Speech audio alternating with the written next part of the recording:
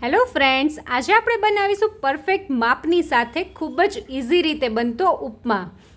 તો ચલો બનાવીએ. હવે સૌથી પહેલાં આપણે એક પેનમાં થોડું ઘી લેશું, 1 ટીસ્પૂન જેટલું. હવે આપણે એમાં 1 કપ જેટલો રવો લેશું. તમારે રવાનું માપનું ખાસ ધ્યાન રાખવાનું છે, એટલે આપણે જે કપથી લઈએ એટલું જ આપણે એમાં પાણી લેવાનું છે. હવે આપણે મીડિયમ ટુ સ્લો ગેસની ફ્લેમ ઉપર આપણે રવાને 3 થી 4 મિનિટ સુધી સરસ રીતે શેકી લેવાનું છે.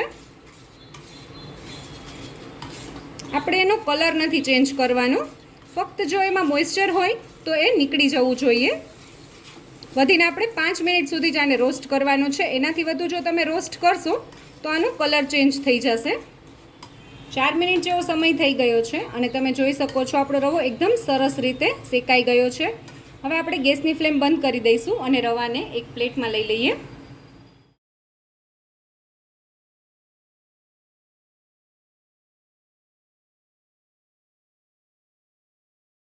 સેમ પેનમાં 2 ટેબલસ્પૂન જેટલું તેલ લઈ લેશું.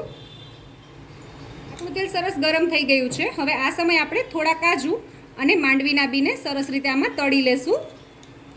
તમારે જો કાજુ ના નાખવા હોય તો તમે ખાલી માંડવીના બી પણ નાખી શકો છો. હવે આપણે કાજુ અને માંડવીના બીને એક પ્લેટમાં લઈ લેશું. તમે જોઈ શકો છો એકદમ સરસ રીતે તળાઈ ગયા છે. હવે આપણે તેલમાં 1 ટીસ્પૂન જેટલી રાઈ લઈ લેશું. રાઈની સાથે જ આપણે થોડા લીમડાના પાન બી એડ કરી દેશું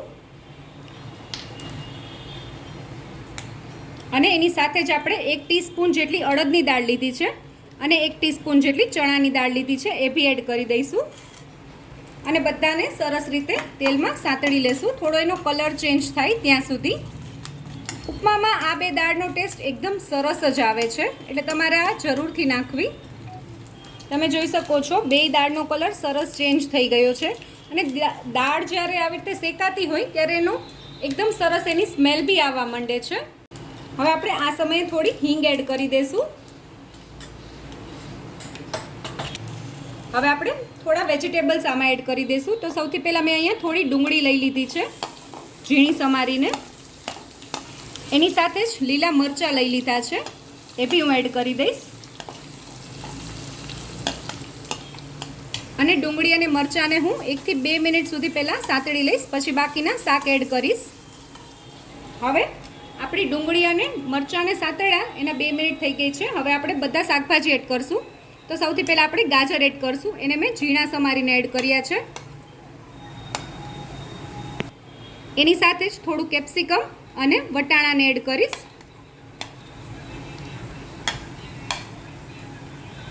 અને આ બધાની શાકની સાથે જ આપણે એક ઝીણું સમારેલું ટમેટું બી એડ કરી દઈશ.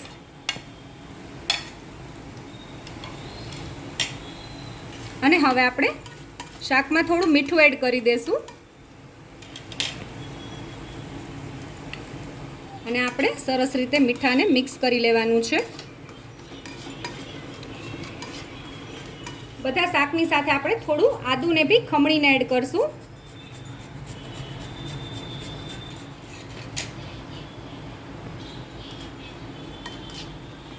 હવે આપણે ઢાંકણ ઢાંકીને શાકને 2 થી 3 મિનિટ સુધી ચડવા દઈશું.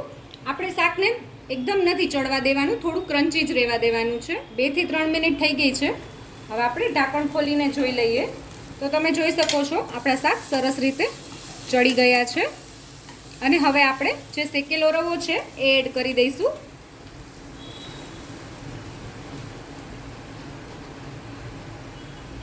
અને હવે આપણે રવાને પહેલાં મિક્સ કરી લઈશું શાકમાં. હવે આપણે રવાને આવી જ રીતે આને 2 મિનિટ રહેવા દઈશું. આપણે રવાને પહેલેથી જ આમાં શેકીને એડ કર્યો હતો, એટલે આપણે આને વધુ વાર આમાં રહેવા દેવાની જરૂર નથી.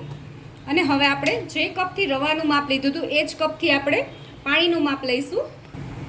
તો આપણે અત્યારે જ આ 1 કપ જેટલો રવો લીધો હતો. હવે આપણે આ જ કપથી 3 કપ જેટલું જે નોર્મલ પાણી હોય એ લઈ લેશું. અત્યારે આપણે ગરમ પાણીનો ઉપયોગ નથી કરવાનો, નોર્મલ પાણી હશે તો બી ચાલશે.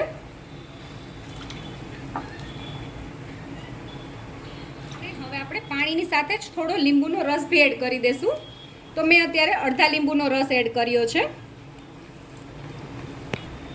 હવે આપણે બધું સરસ રીતે મિક્સ કરી લઈશું અને ગેસની ફ્લેમ આપણે આ સમયે મીડિયમ કરી લેવાની છે અને હવે આપણે આ સમયે ઢાંકણ ઢાંકીને આપણે આપણા ઉપમાને 1 થી 2 મિનિટ સુધી સરસ રીતે મીડિયમ ગેસની ફ્લેમ ઉપર સીજવા દેશું.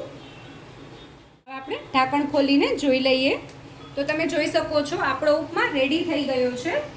હવે આપણે લાસ્ટમાં જે ગાર્નિશિંગ માટે આપણે કાજુ અને માંડવીના બી તળીને રાખ્યા હતા એ આમાં એડ કરી દેશું અને બધું સરસ રીતે મિક્સ કરી લઈને સર્વ કરી લઈએ.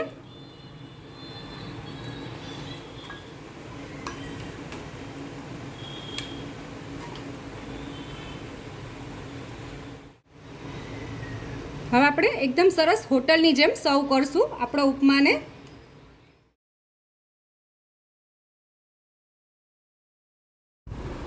તો તૈયાર છે આપણો ઉપમા. જો તમને મારો આ વિડીયો ગમ્યો હોય તો મારા વિડીયોને લાઈક કરજો, શેર કરજો અને મારી ચેનલ કુકિંગ વિથ ઉમા પુરોહિતને સબસ્ક્રાઈબ કરજો, જેથી કરીને આવા નવા વિડીયો હું તમારી સાથે શેર કરી શકું.